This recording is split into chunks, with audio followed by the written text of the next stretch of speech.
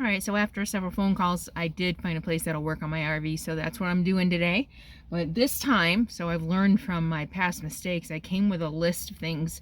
I didn't just take it in and say, hey, can you check everything and tell me what I need? I know what I need because now I'm paying more attention.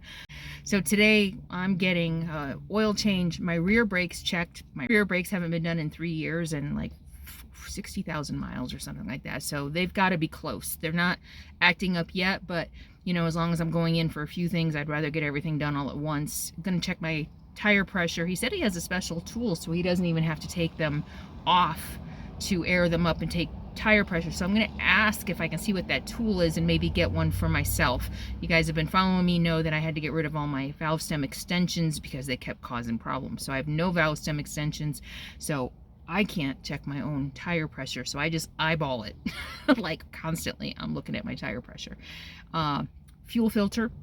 It's been a while since I've had a fuel filter replaced. Air filter. I asked them to see if I have a cabin air filter. I don't think I do. I've checked online. I asked them to do a check by VIN number. So oil change, fuel filter, air filter, brake check, tire check. I think that's what I'm getting done today. So stay tuned. Right now I'm just waiting. It's a very small shop with not a lot of room.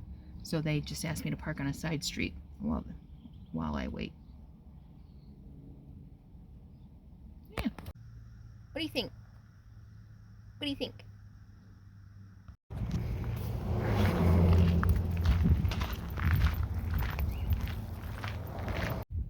Okay, so Sadie and I have already been here a couple hours. We've been sitting in the waiting room, and I'm tired of sitting in the waiting room, so they said we could sit inside while they work on it. So still going to been here a couple hours already. They're waiting for the brakes to come, so it looks like it's going to be a couple more hours. So I think I'm going to practice my Spanish. Yo hablo español. Yo hablo español. I speak Spanish. Today's video is sponsored by Babbel. Many of you know that I have been taking some Spanish lessons using the Babbel app for a while because I'm thinking I might eventually want to travel to South America in the RV, and what better way to travel through a country than to be able to speak its language. I really love the interactive way that Babbel has been teaching me how to speak Spanish. So I get to hear it spoken, I get to do multiple choice, easy 10-minute lessons that you can do anywhere, even in an auto repair shop. I mean, simple 10-minute lessons, and you can be on your way to speaking another language in as little as 3 weeks. So with summer right around the corner, things opening up, you might be planning a trip to another country. So just 10 minutes a day, maybe a few times a week, you could be speaking that language before you go, or at least a few key phrases. Ella habla italiano. Ella habla italiano. Perdón, ¿tú hablas inglés? Perdón, tú hablas inglés. So I'm learning Spanish, but you can learn Italian, you can learn German. There's a lot of different languages that you can learn. And what's really great about it is the lessons are actually designed by real language teachers, not algorithms, not false AI or anything like that. Real teachers have created this to help you learn the language faster and to learn what's best for you. You can tailor your lessons to your traveling needs, whether you're going for business, whether you're going on vacation. You can set how you're going to be using the language, and it'll give you lessons based on what your needs are going to be. So how cool is that, right? And you know, one of my most favorite things about Babbel, not only does it teach you vocabulary and language, but it teaches you the language's culture, the people, the history, even some slang, some holidays. It's teaching you a lot more than just words. And now, if you want to try Babbel out for yourself, you're going to get 65% off by using the link in the video description below. Be sure to check the video description to use that link to get 65% off Babbel. And guess what? You also get a 20-day money-back guarantee. So try it for 20 days, and if you don't like it, all your money back. So what do you have to lose? Get on your way to learning a new language. Muchas gracias. Yo hablo español. Yo hablo español. Ella habla italiano. Ella habla italiano. It's fun! Give it a it a try.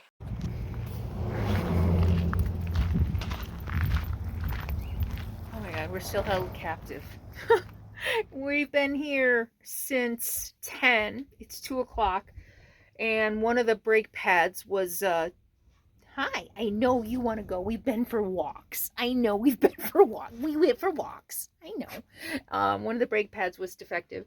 So now we're waiting for them to replace that. And I'm tired. I want to go. It's a long day. I've already done all my Spanish lessons for the week.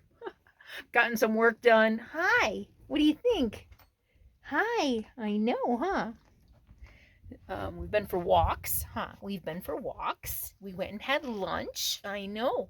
So I'll check in with you when we get out of here and let you know what we had done and what it cost and everything, and more tips. I have some tips for you.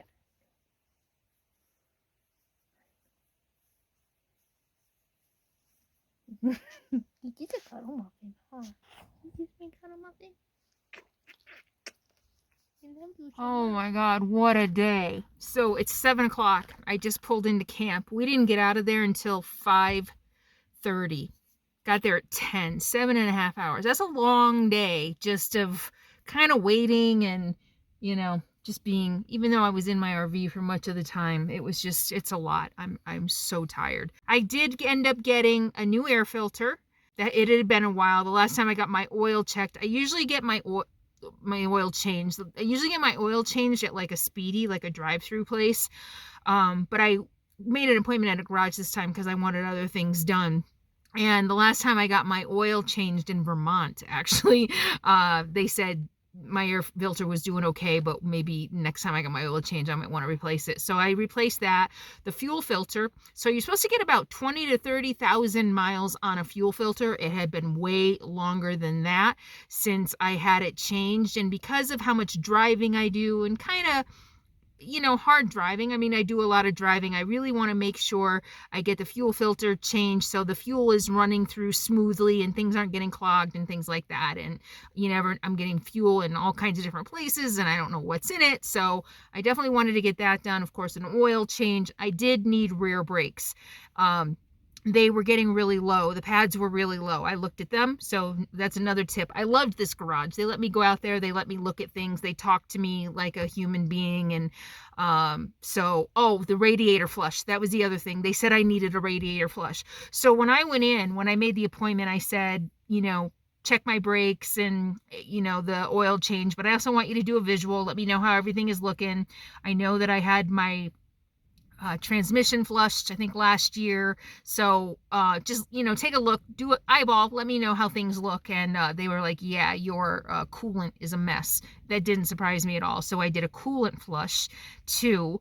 And so, yeah, I feel really good. They said everything else looks really good. They tested the battery.